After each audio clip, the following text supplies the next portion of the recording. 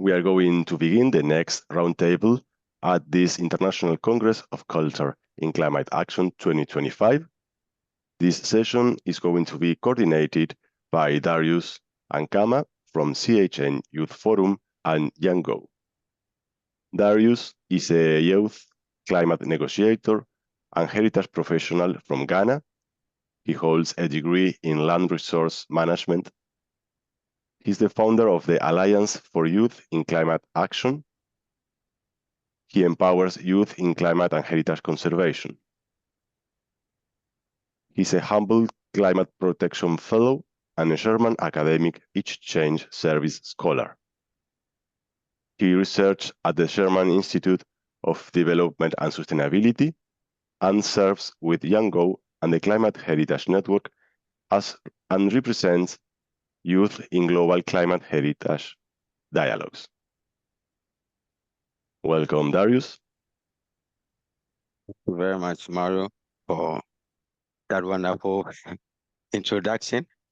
So good afternoon, everyone from Argentina, and maybe morning or evening from wherever you are joining us from.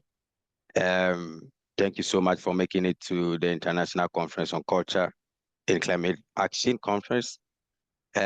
So today we are privileged to join the world in discussing these very important topics and also presenting on the projects that we are working on. And this is, I think, a very great moment for us as we move towards COP30, where we are going to be having a lot of negotiations and a lot of political decisions are going to happen. But as experts, we also have contributions to these conversations by also putting out very important scientific findings and also the evidences that will support decision makers in centering climate, cultural heritage and climate action. So today's section, we are going to be having a roundtable of presentations from 4 presenters. Now we have 3. Hopefully the 4th one is able to join us. And we would have the opportunity to also ask questions. So feel free, whilst the presentations are going on, to share your questions in the Q&A section. And I would do as much as possible to be able to ask your questions, and the responses will be given by the presenters. And yeah, so that we can have enough time, I would jump in and then we begin to introduce the presenters. And today we want to dedicate this section to the youth, and I believe that young people are one of the untapped resources when it comes to cultural heritage and also the climate action interventions that are being carried out globally. So this is a unique opportunity for us to also bring what young people are doing across the globe and also their contributions to the climate discourse and also cultural heritage in the UNFCCC processes. So today, to give us a very succinct presentation, is Osvaldo Falcao from Brazil. He's a history teacher from the northeastern Brazil and a PhD student in social anthropology in the Tampere University in Finland. And his research is mainly focused on Quilombo communities and African diasporas and heritage in and also in their local museums. And he adapts collaborative approaches inspired by Paulo Freire's. I don't know if I'm butchering the names. Cultural circles, and also engages in provenance research in Europe collections. So, Mr. Osvaldo, if you can hear me, the floor is yours. Yes. Thank you. Thank you so much. Thank you for inviting me. I'm very happy to be here. As Dario said, I am a historian and history teacher. I'm from Northwest Brazil. I have been working with colonial history, oral history, and with social movements. And also I have this experience in public education with young and adults in slums, in favelas. And I will today share some results of my field work. It is my first field work for my thesis in my site of research, the Quilombo do Ipiranga, a traditional Afro-Brazilian community located in Paraíba in northwest Brazil. In the presentation, I will focus in their traditional knowledge and their traditional practices. That for me, it's not only a form of cultural heritage, but also it's strategies of collective action for the climate justice. As Darius mentioned, and my research investigates how Quilombo communities is building African diaspora heritage through museums. And also I'm trying to propose participatory action research to these communities research and collect European archives that normally they did. During my field work this year, I see a relevance of this, what they call quintais medicinais, that in English it's called medicinal gardens.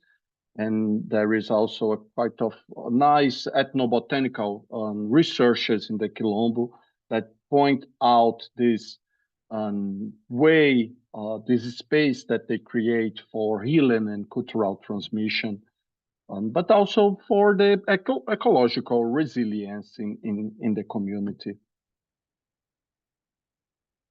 Let's see if I can pass for the second. Perfect. So the traditional knowledge of these local communities have been topics of my ethnography.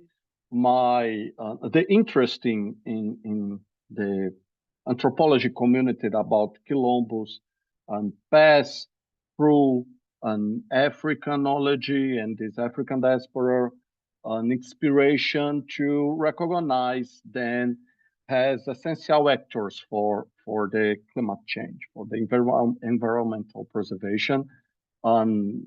In the Quilombo, I research the area there has indigenous communities, and these groups, these marginalized groups, they are together, they're fighting against the gentrification of the area. This is precisely the case of the Quilombo community. For almost 2 centuries, they have been fighting for the land, and also they are in deal war. They have kinship relations with the indigenous people from the region that I call Tabajaras. So they not just safeguards this cultural heritage from Africa diaspora, but also they intertwined this with knowledge from indigenous people, creating these intercultural encounters that happens there. And the focus is exactly the defense of the Atlantic forest there. The Atlantic forest is the main biome of the region, and they are trying to fight for this together.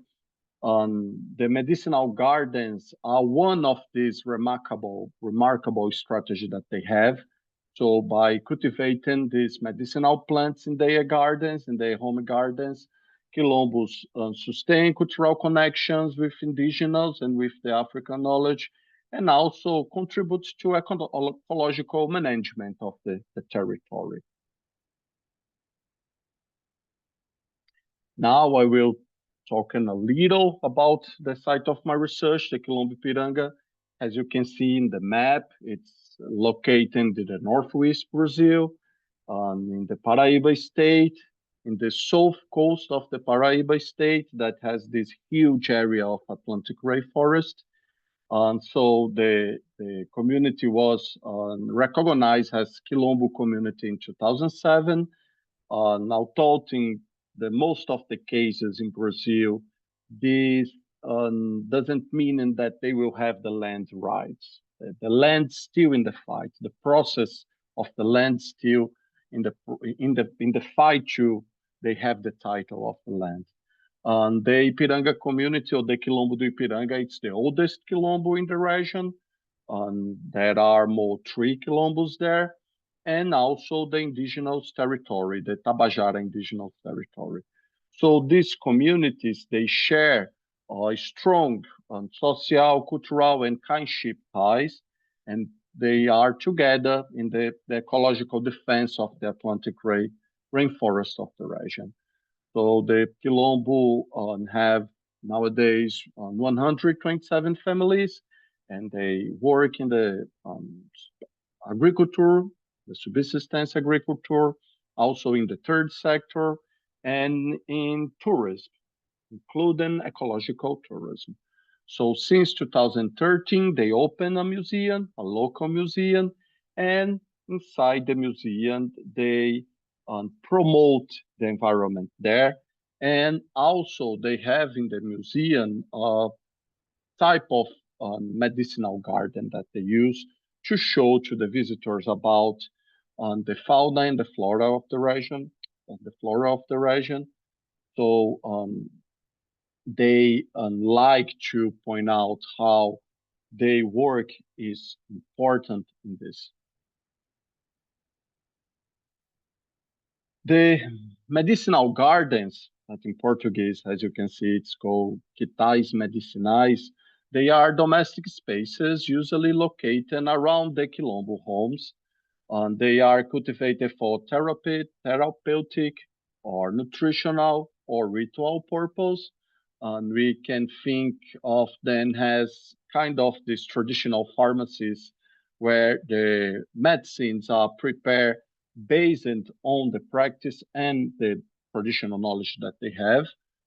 Their main characteristics include the diversity, the autonomy, and the low cost, as well on the conservation of the biodiversity and this transmission of the cultural heritage of this traditional knowledge that they have. As I mentioned earlier, on the south coast of Paraíba has these strong intercultural connections between Quilombos and the indigenous community. So they change knowledge, they share this knowledge. So this exchange enrich the medicinal gardens and shape and not only about the range of the species that they use, but also their methods and the symbolic meanings and so on. 7 years ago, I think, that botanical research that was conducted there identified 81 medicinal plants and distributed across species and families. Most of them are cultivated directly in these medicinal gardens. So the communities don't need to destroy the Atlantic rainforest or the area. It's really good what they do in focus on this and don't waste land in some level. And then among the most important plants or species that they use, we have what in Brazil we call colonia.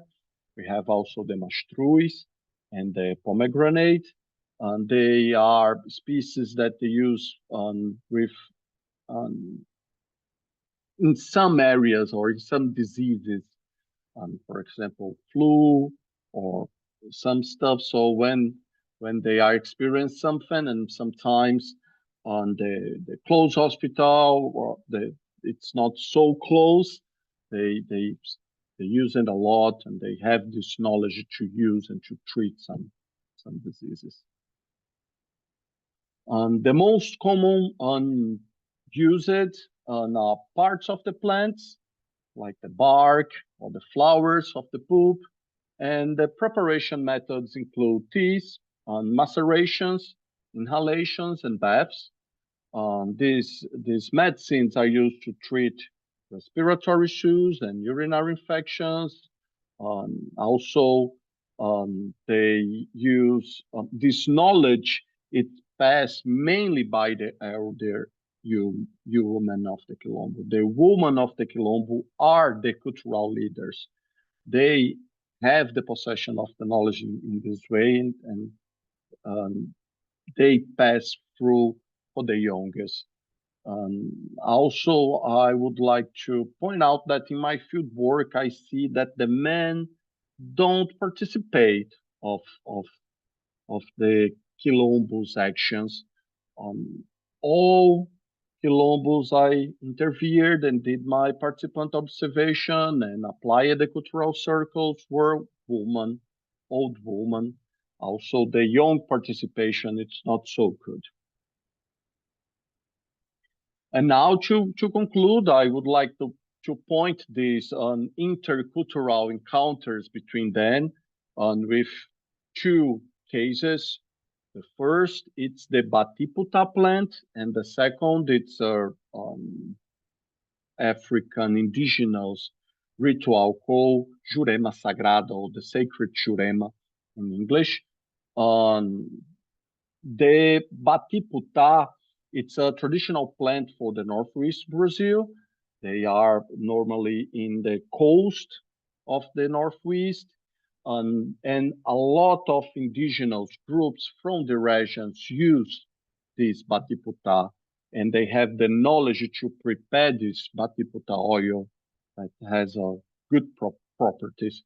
And so, for example, there are studies showing that the Tremembé people from Ceará, that is quite far from the Quilombo, using, and my stakeholder, Ana do Coco, as you can see in the photo, and she told to me in my field work that she learned with a relative from indigenous community, the Tabajara indigenous community.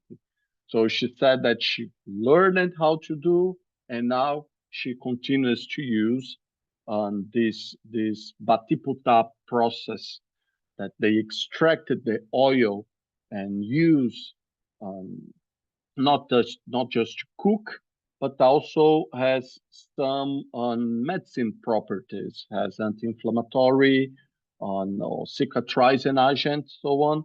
There are a couple of researches that prove these properties of the Batiputa oil.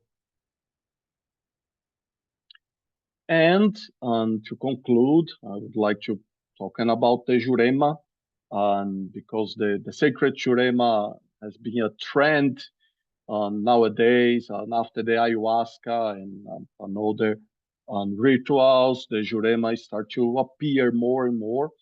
The Jurema, it's a plant. First of all, it's a plant, and the plant has been used for indigenous since before the colonization in Northwest, more than 500 years ago, and they use for medicine and for religious purpose. So the root of the Jurema contains DMT. So because of the concentration of DMT in the plant, attracted a lot of attention and has been used in psychotherapeutic research. In the past, the Jurema was called by Catimbau, and in the beginning of 2000, the term started to change it. So the practitioners start to call themselves juremeiros, and also they point out how the region is important and how the Atlantic forest there is important to them. So they work to taking care of the Atlantic rainforest there, and they call this region Invisible City, because they are the place where their ancestors are, their masters are in this invisible world. So maintenance the forest to the juremeiros are really important to maintenance the sacred Jurema. So in this way, we have this cultural management not only preserves the spiritual tradition, but also contributes for the conservation and for this socio-environmental resilience. And they combine both on this work. And now, to conclude, I would like to say thank you. I put some questions here, but we can go further. I was not aware about the English public, so I did the slides in Portuguese, and I'm sorry for this, but I can translate and so on. Thank you. Thank you. Thank you very much, Osvaldo. That was a very interesting research and then findings you have there. I think it's further tells us how much culture and heritage can contribute to climate action. I mean, I was very dumbfounded during the adaptation committee meeting, the 27th section, when parties were voting for their priority areas for adaptation, implementation, and capacity building, and culture and heritage was the least voted. And it tells us how much knowledge gap that we have to fill and how much information and data that we need to put out there. It is one thing that we don't have. Once we don't have the data, we don't have the evidence to push. I know we have the data, but politically there's always going to be the need for advocacy.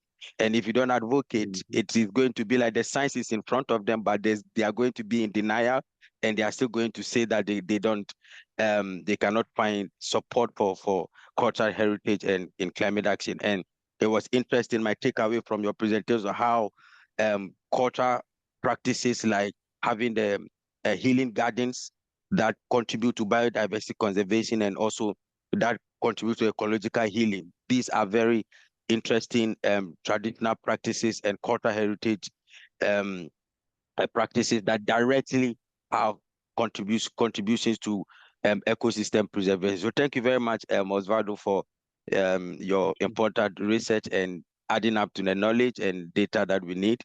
So second, to blew our minds away with very interesting findings is Kanan Chaka.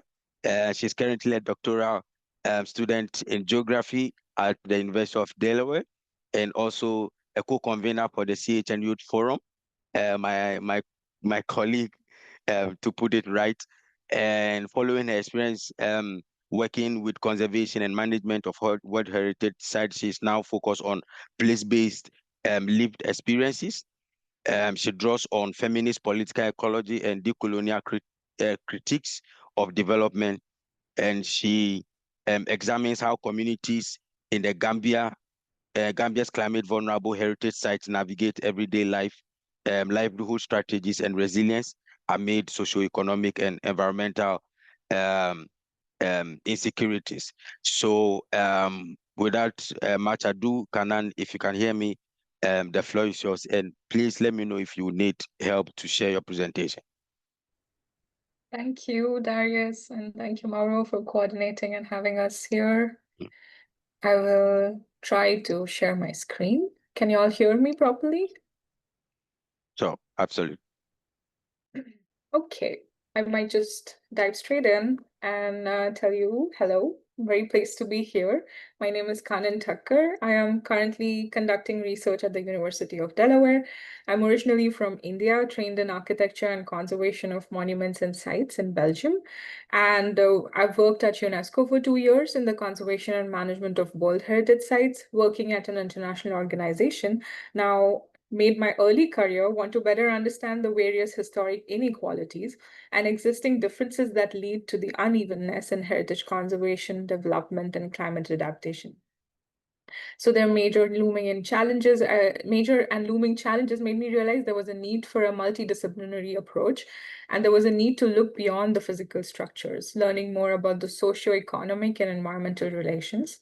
So I'm doing this as part of my research in geography, and as I present bits from my progress so far, the title of my presentation today is Tracing Resilience in Uneven Geographies, Decolonizing Climate Vulnerability and Heritage-Based Development in the Gambia, where I deal with questions of present-day development juxtaposed with colonial histories, legacies of extraction, and climate vulnerabilities on a World Heritage Site being conserved, protected, and shared.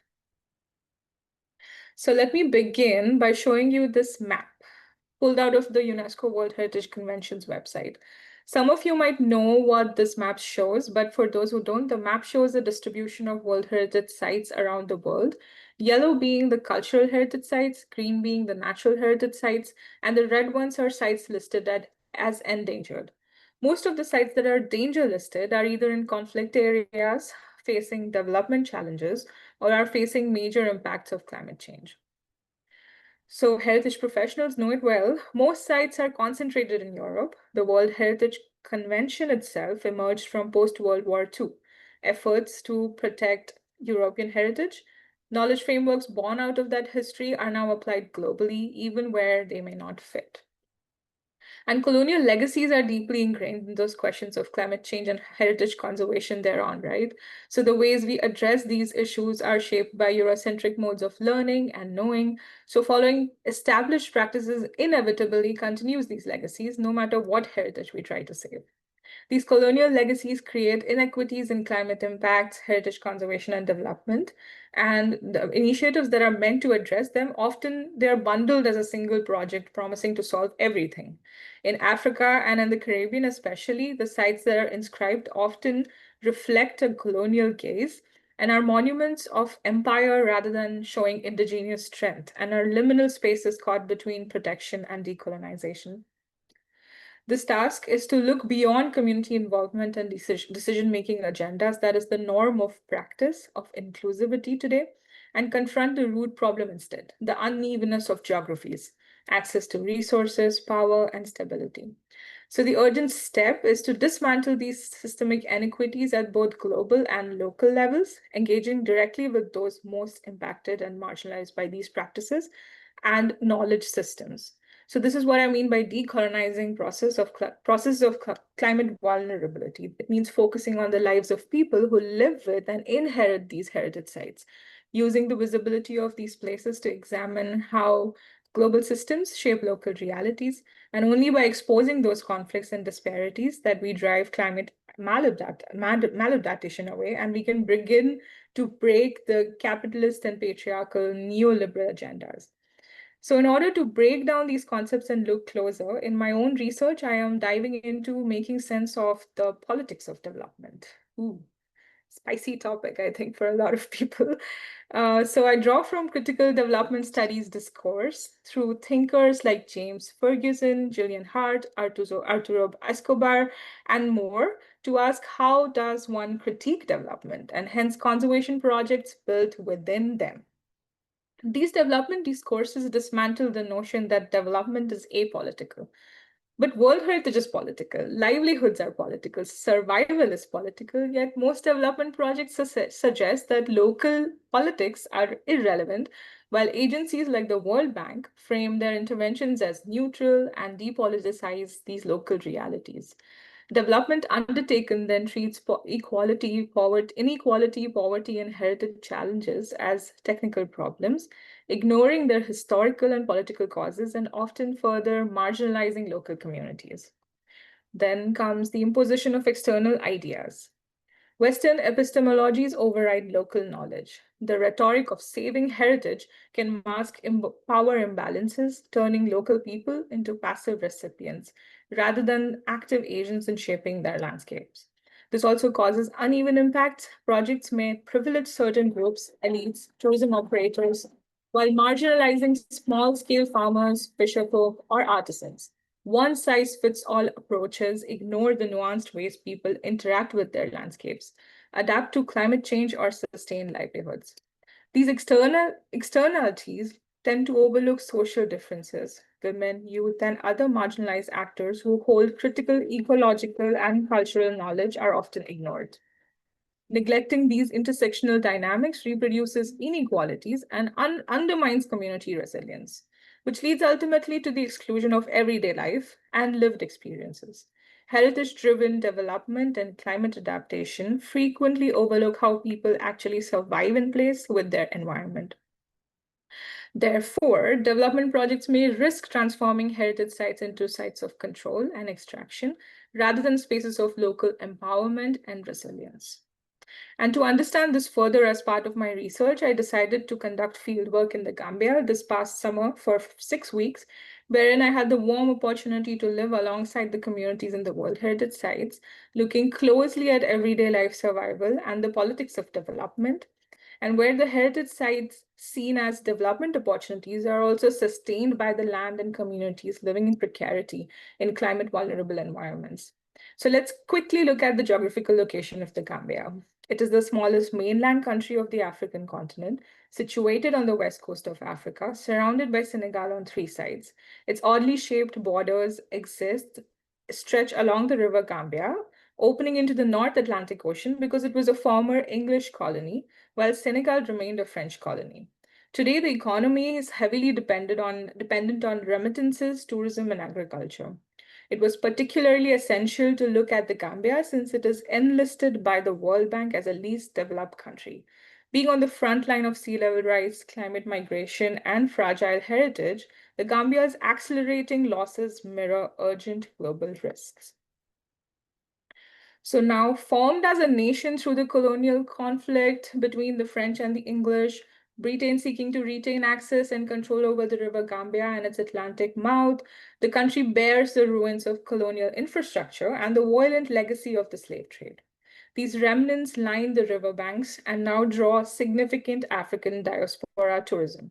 My study focuses on the communities of Albreda Jufure, long central to Gambian tourism because of the infamous and famous Kunta Kinte Island, formerly known as James Island, and its associated colonial ruins such as San Domingo, the chapel, and other structures.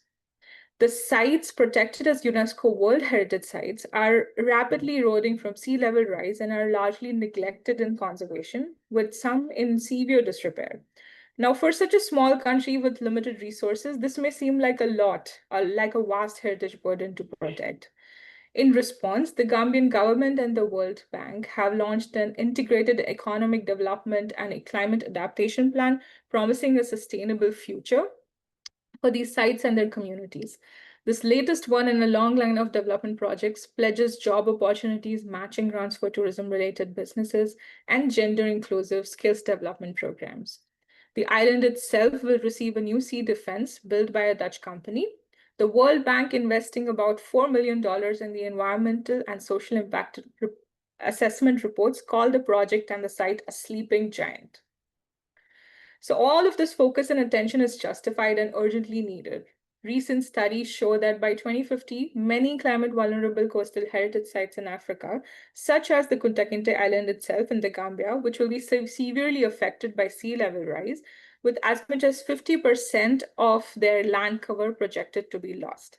The other colors on the map show, such as the deep purple you see, shows those prone to being lost up to more than 75% in the land cover. So if we look at the communities and the sites of Albreda and Jufure as a whole, there have already been numerous retrofitting, capacity building, and climate resilience projects.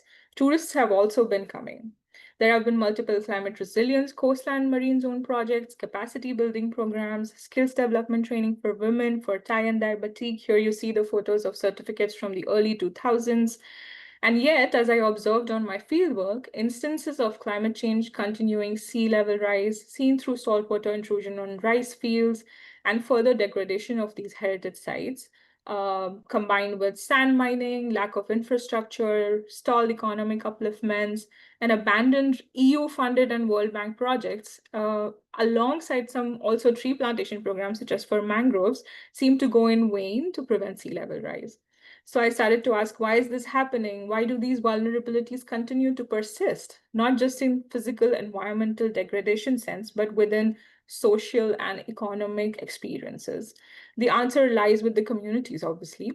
So I started collecting data, perspectives through their semi-structured interviews and focus groups and just simple observations.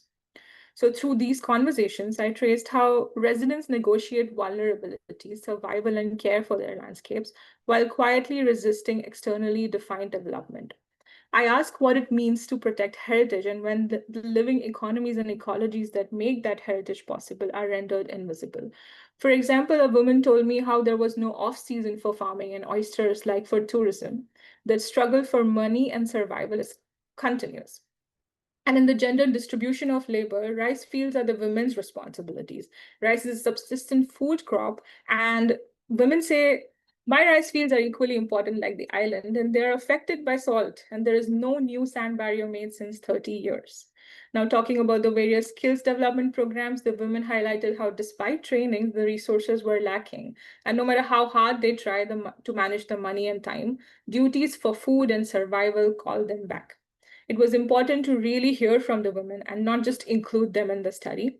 And local dynamics are critical to understanding these afterlife of the projects. Women may be trained in businesses, development, or other skills, but the agency, money, and resources, they cannot carry those initiatives forwards because men often take control of these benefits.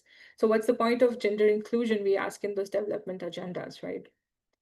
Now, the World Bank claims a tourism boom fuels local growth and job creation. So upon asking those questions related to tourism, there were two kinds of responses: that life goes on and it is not all about tourism as they portray it. A part-time farmer and part-time tour guide says, most people don't even care about tourists. Early morning, we're just going to the farm, doing domestic work. And just because we are obsessed with these kind of touristic things, we believe all of them are in it. And on the other hand, having been dependent on tourism and upon anticipation of the new project for development, the former farmer and now a tourist boat captain says, we really depend on tourism now, slowly. And we don't even, if we don't have the island there, the James Island, it's a problem for us. So why still this dependency on aid and tourism? The broader picture shows climate vulnerability for social and climate vulnerability as social, economic, and environmental precarity are still marked by uncertainty, and the labor and livelihoods are migrating due to this outflux of men leaving for Europe. And this reinforces dependencies that shape both livelihoods and aspirations. So heritage then becomes a site not only for memory, but also of negotiation between survival and representation. And the key is to organize these historical and structural inequalities that shape vulnerabilities, and to understand how everyday livelihood strategies intersect, go beyond equity in decision-making, and learn from human-environment interactions and their day-to-day lives. And hence reframing development to center resilience, agency, and local knowledge, rather than top-down models.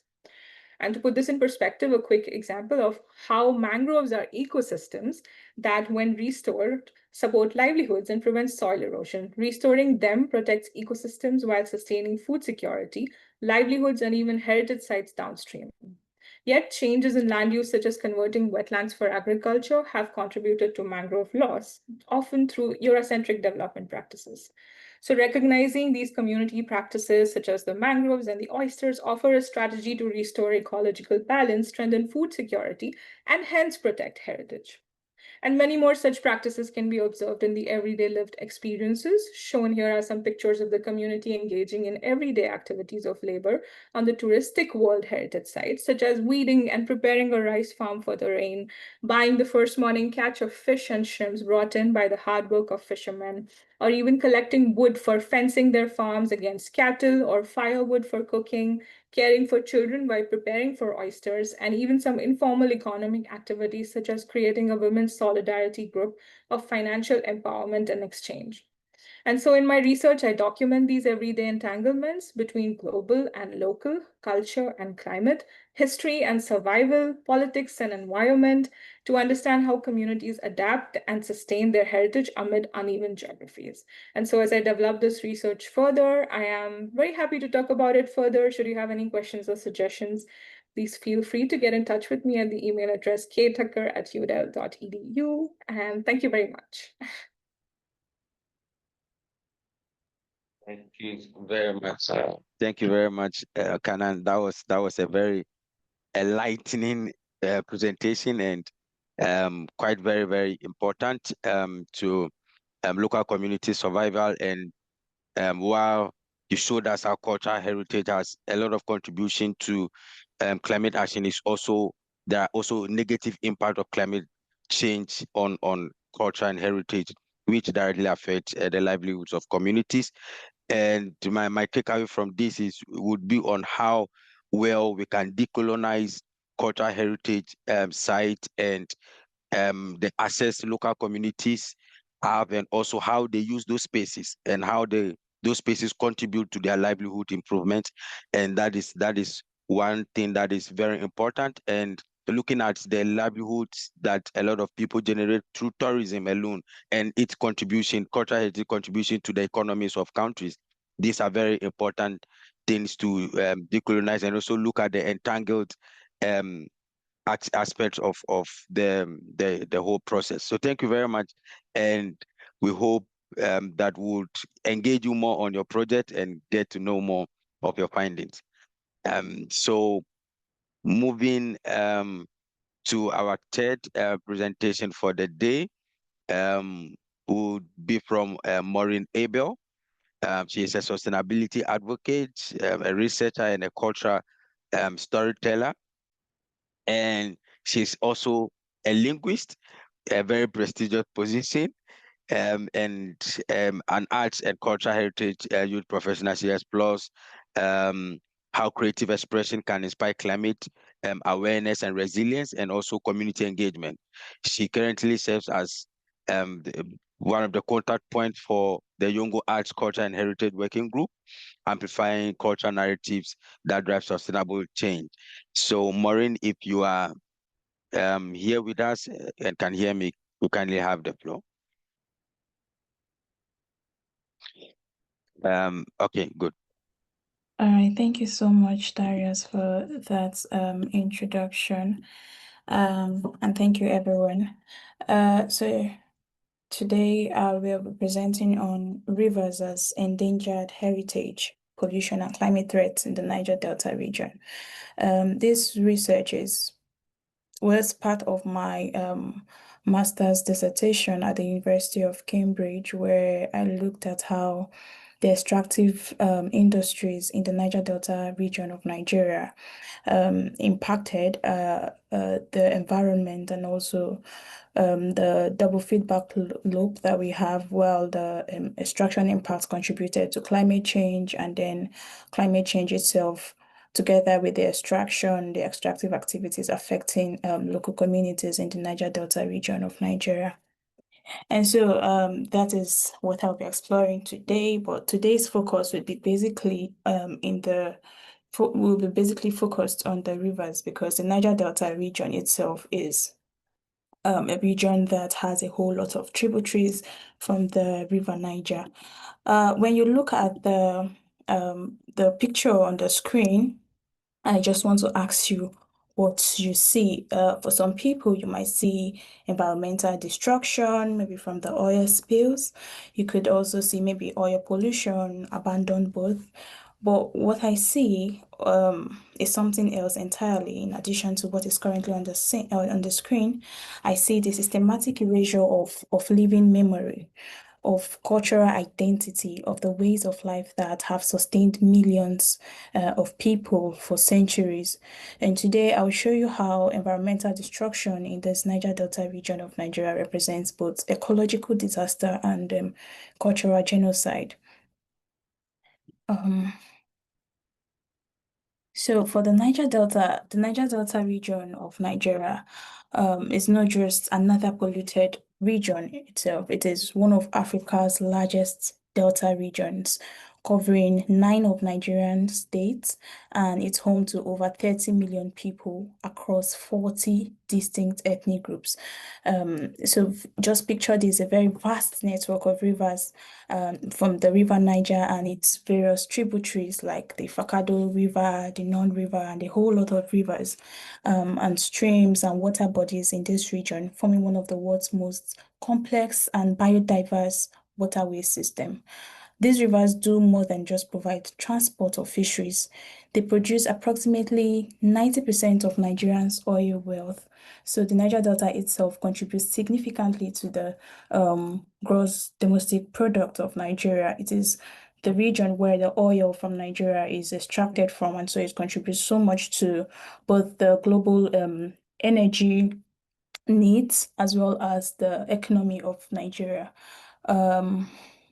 For example, one of the states alone, Delta State alone, has extracted over 100 million barrels of oil just in this 2025.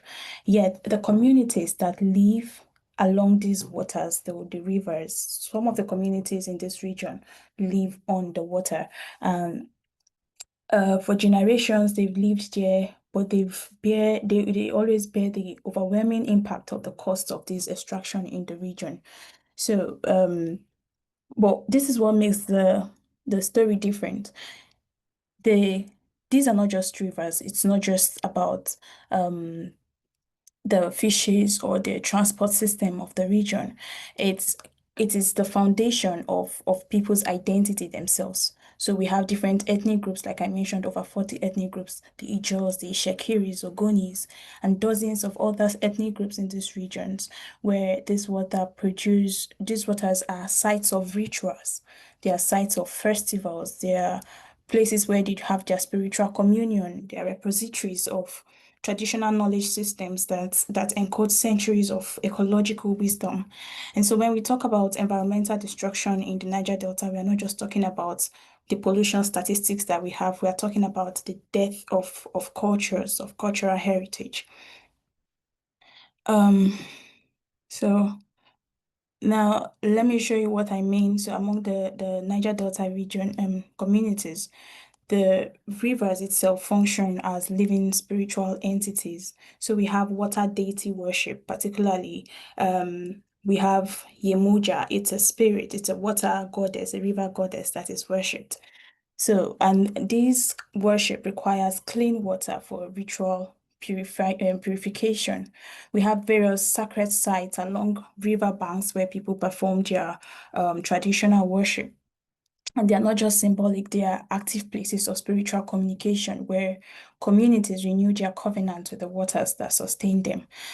So if you see the festival, the Regatta Festival on the screen there, look at the image, what you're saying is not just a celebration, it's the transmission of knowledge itself from the construction of the boat where these people are, the boat that is a form of transportation for them there, the decoration itself, the music composition that they are dancing to, the ceremonial planning, the entire community collaboration just to come together in order to put this together. These are the forms of ecological knowledge. These are the forms of traditional knowledge that are embedded with and connected to the rivers, to the various water bodies in these communities. So they bear a whole lot of heritage. They bear a whole lot of cultural significance. Also for young people who are coming up, learning to navigate these waterways is not also optional. It is a skill that they learn, they embed in them right from their childhood. It's as fundamental as walking. So coming from this region, you also know how to swim, which is a life skill. So the river itself, the rivers that we have in the Niger Delta, it's more than just the water sources of agriculture. It goes beyond that to become the identity of the people. And so even when they celebrate harvest abundance, and the fishing culture itself, fishing, the net itself, every single thing is connected to the ways of life of these people. So we see that every single thing is very, very significant to the water itself. The water itself is also significant, so it also has a form of agency to the communities. Now we talk about the environmental threats in the region. The scale of destruction is staggering. Since 1950, between 9 and 13 million barrels of crude oil have been spilled into the Niger Delta environment. To put this in perspective, Nigeria recorded over 9,343 oil spills incidents in just a single decade, while the entire European Union recorded just 10 incidents over 40 years. We see how overwhelming that is. So recent satellite monitoring reveals also that over 5,000 hectares of mangrove forests are destroyed annually. That's like an equivalent of 28 football pitches disappearing every single day in the Niger Delta region. These are not just trees. Losing mangrove forests they are the nurseries of the sea. They have the carbon storage systems that helps in carbon sequestration and the ecological foundation upon which traditional fishing and gathering practices depend. But pollution is just halfway of the story. Now, climate change is also accelerating this impact beyond anything that communities have ever experienced. In 2024, the sea level rise reached 0.59 centimeters. That's like 37% faster than the projected rate. When your maximum elevation is only 3 meters above sea level, as it is in the Delta barrier islands, every centimeter of that sea level rise matters in the Niger Delta. Gas flaring is also something else that we cannot stop mentioning in the region. We have over 123 sites that are burning over 1.8 billion cubic feet daily, raising the nitrogen and sulfur oxide that creates acid rain in the region, devastating both agricultural yields and aquatic ecosystems. Communities near the various flow stations also report complete destruction or nearby complete destruction of their nearby farmlands, with their crops totally burnt, their animals displaced, and soil contamination for years. Now, what are the socio-economic impact and the cultural impact of this? Now, 70% of those residents in the Niger Delta depend on subsistence farming or fishing or forest products collection for their livelihood.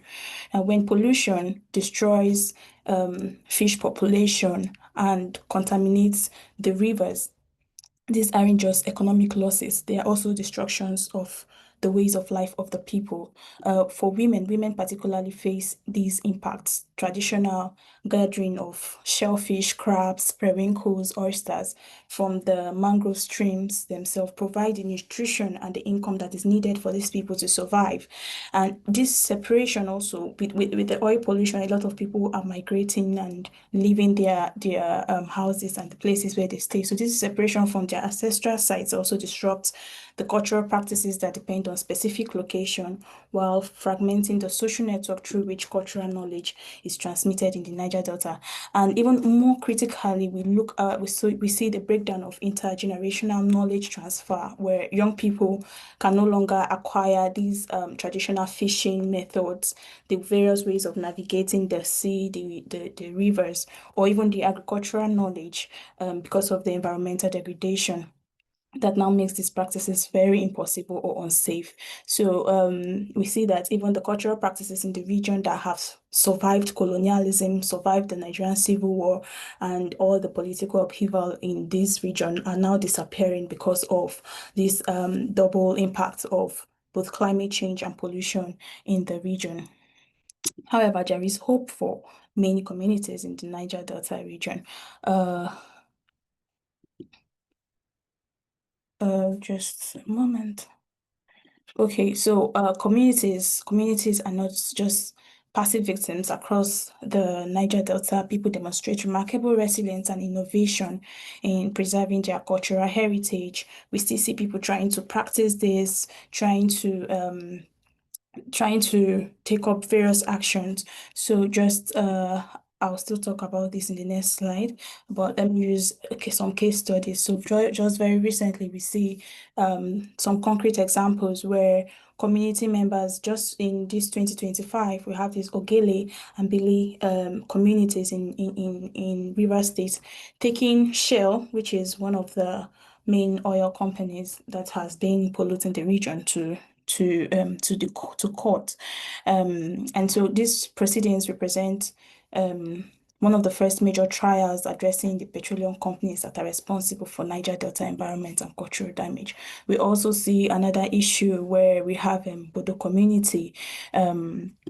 Despite Shell's 2014 settlement following the massive 2008 spills, we still see how devastated the waterways are up till this moment. So there are also different community-led initiatives by women, by young people. There are also water quality monitoring and systematic documentation of the various festivals and processes. So communities are actually getting involved, but the pollution is still there in the in these various places. So because I can now see my time, so I'll just quickly go into the integrated solution. So yeah, this community responses points towards a fundamental truth that we need integrated approaches that recognize rivers as living cultural landscape requiring simultaneous environmental and cultural protection.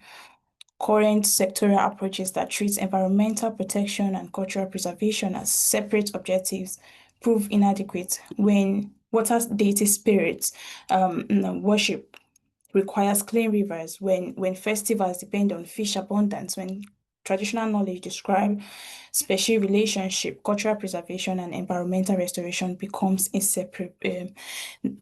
An imperative for us. So policy reforms must mandate genuine community consultation, strengthen environmental enforcement, and integrate climate considerations into all development plannings in this region.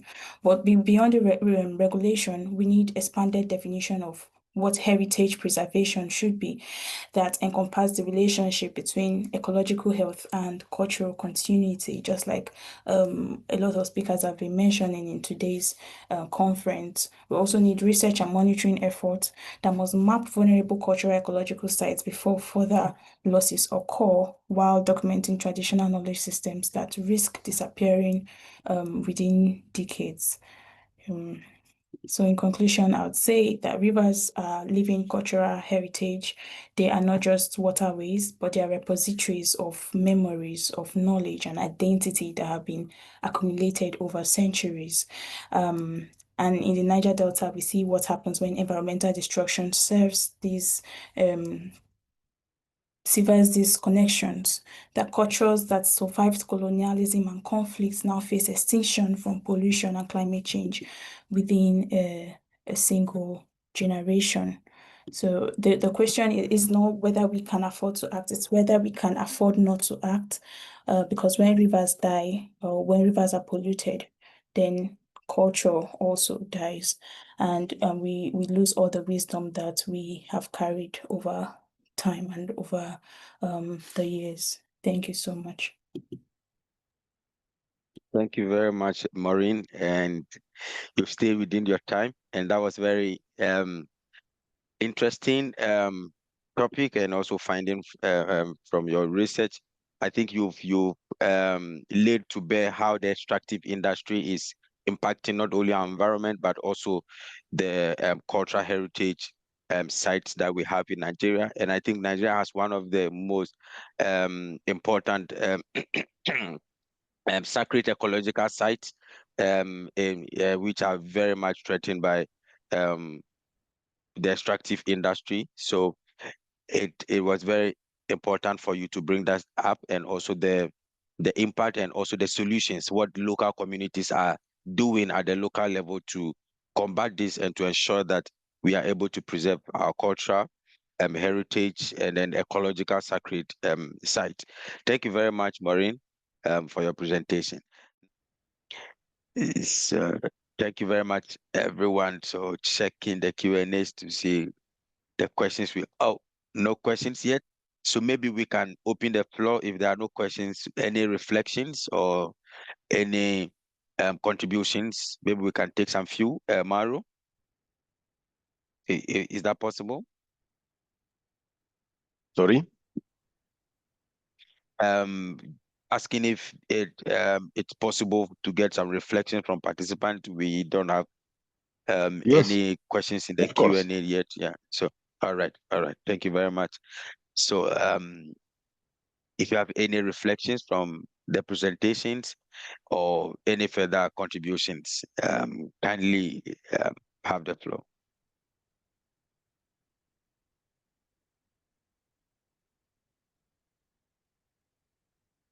Unless we really love the presentations and we still cannot speak because it covers everything. Okay, I see a comment from Emmy. All really interesting presentations. Thank you for sharing your project and perspective. Question for Maureen. Did Shell largely fund the actions as a result of the lawsuits? So Maureen, if you can give us a response to that. Sorry, can you take the question again? Emmy is asking if Shell largely funded the actions as a result of the lawsuits. Yes, so they funded I think the 2008 pollution they funded to some extent, and then but then the devastation is still there in the various communities. The oil pollution, the spillage is still there. The cleanup, the rivers are still polluted to this point, to this moment. The cleanup has not really been done as they said, but some community members, you know how sometimes it goes where many people in power get the funds and then there are promises to continue action, but those actions are not really taken adequately as they should. So we still have that pollution in the region. We still have rivers that are polluted with oil spillage and all of that. Thank you very much, Maureen.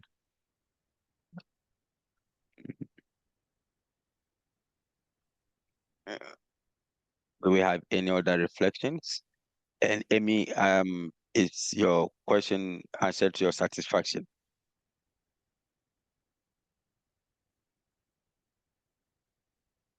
Okay, Amy, please, you have the floor.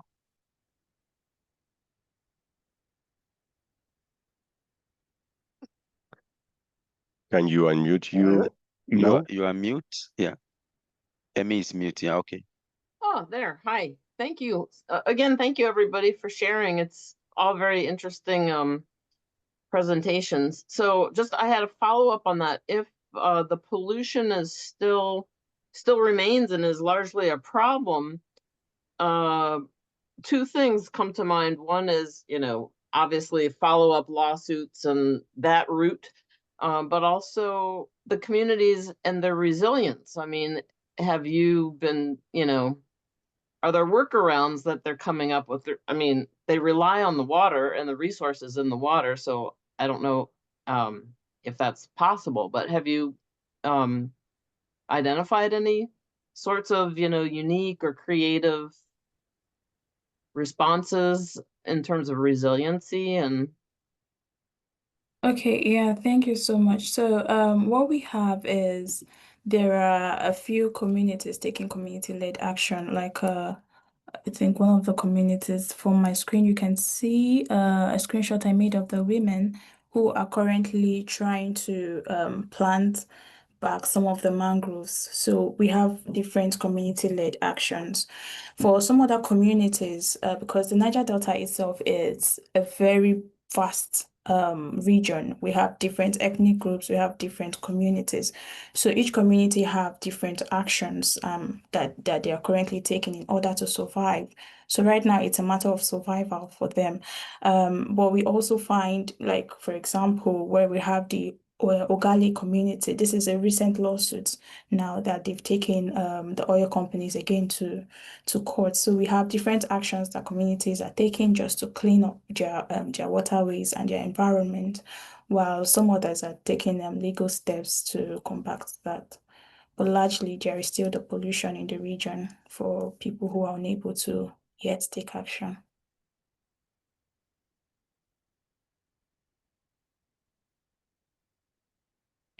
Thank you very much. So I see some questions in the chat from Maru. Said we would like to share a question for all the speakers. If you had so this is to all the presenters, if you had the opportunity to send a 1-minute message to the ministers of culture who will be meeting in Barcelona during Mondial Cult 2025, what message would you like to send them? So maybe Osvaldo, can you start? So this is a political, you are sending your political messages to your ministers. Please let it be very bold and be very direct. We need action. Oh, Osvaldo. you put me on the spot with this. Maybe you remember that during that exchange we did, and I comment more about on how sometimes they use the decoloniality as a escape to don't debate about neoliberalism and capitalism.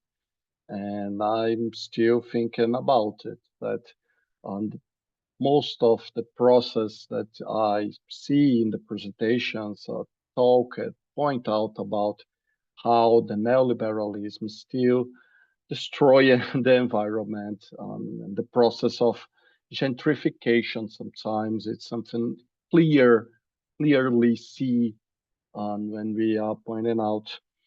But just to conclude, I'm thinking that we should set a table for marginalized communities participate about the decisions. they should have a seat on the table to delegate and participate of the most important decisions. Very much, Osvaldo, for your message. Strong message indeed. Hoping the Minister for Culture in Brazil would hear this. So sure. We'll share the message with them. Kana, can you provide? Yeah, I think along the same lines as Osvaldo and Maureen, there's a common thread and a theme in our presentations that there is this struggle between cultural continuity, assertion of resilience and power among the communities, and saying that we're not the victims, we are actually the actors. And what you're doing is going to, in the end, disrupt all of us. So I think the idea is to just give the power in the hands of the communities and not just include them in our agendas. When you're thinking about development, when you're thinking about fighting climate change or bringing these climate adaptation agendas in the place, those people know the place better than anybody else. So it's all about agency. It's all about this shift of power. And as ministers, if they are the ones taking the decisions, it's not about consulting the communities, it's about asking the communities to be the people taking the decisions in the end of the day. So I think that might seem like a summary of the presentation I gave, but I think that's the core theme, I think, that's needed when we think about climate action and even all sorts of challenges that we're facing today. I'll just stop there. Thanks. Thank you very much. I think at this point, I wouldn't want to be your Minister of Culture. Maureen? All right, thank you so much. I think I'll just add to what the two speakers have already said, and it's still in line with our Yongo strategic demands, right? So the first is for them to expand loss and damage to include cultural heritage, because what we find is that current mechanisms only address the economic and infrastructural losses, but cultural knowledge systems, traditional practices, and spiritual landscape are disappearing even faster than many species. So loss and damage funding must support cultural ecological restoration and not just economic compensation.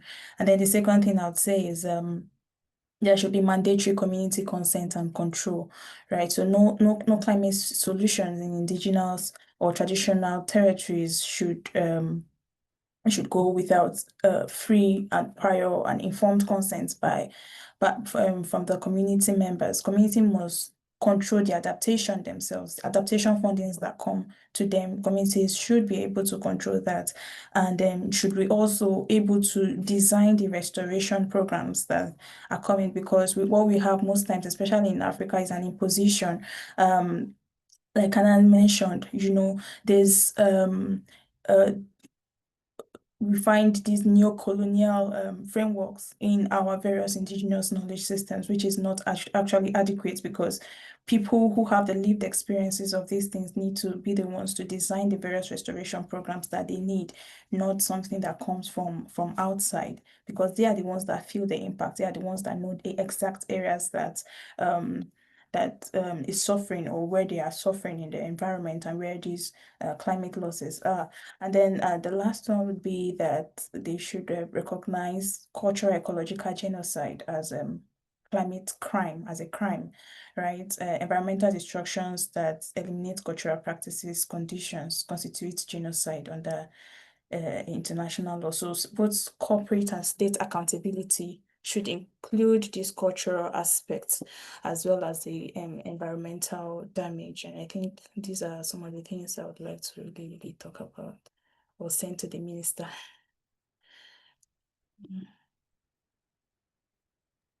Thank you so much for your responses to that question. I think these are very pragmatic and forward-looking messages to the Minister of Culture. And I think they don't need any other policy. These comments are more than enough policy for them to have very strategic adaptation implementation. And it's like you've all captured in your presentations, communities at the local level are using cultural and traditional knowledge and indigenous knowledge system to adapt. And it has always been with us. These tools has always been with us. So it is just the rhetorics of decision makers and countries in negotiations that they don't know. There's no reason for them to say they don't know what the solutions are. We have the solutions. Culture, heritage can be the solution, can be the tool that we need for climate adaptation. And these things are in our faces. They are in the faces of decision makers, but they are still in denial, and it looks like they need some of these messages to wake up from their sleeps, their slumber, and to begin to initiate implement the things that already are happening at the local level. So we need to begin to go back, trace back, and then once we are going back, then it means that we are recognizing and acknowledging that cultural heritage has a role to play in climate action. So I would thank you very much for participating in this section, and all the presenters, Osvaldo, Kanan, and Maureen. Unfortunately, we couldn't have Hildana, possibly due to connection challenges. Thank you so much for the works that you are doing and for your research projects, and you guys are making the difference. And thank you so much to also for also coming to this section. So I would humbly hand over to Mauro. So Mauro, if there are any other information that we'll be needing, and ways forward. Thank you very much. Thank you, Darius, for coordinating this amazing roundtable. And thank you all the participants and the speakers for joining us during this event. So we are arriving to the end of this roundtable. We invite you to participate in the next paper sessions at the International Congress of Culture in Climate Action 2025. Thank you. Thank you, everyone. Thank you so much. Thank you. Thank you. Bye. Thank Nice you. debate.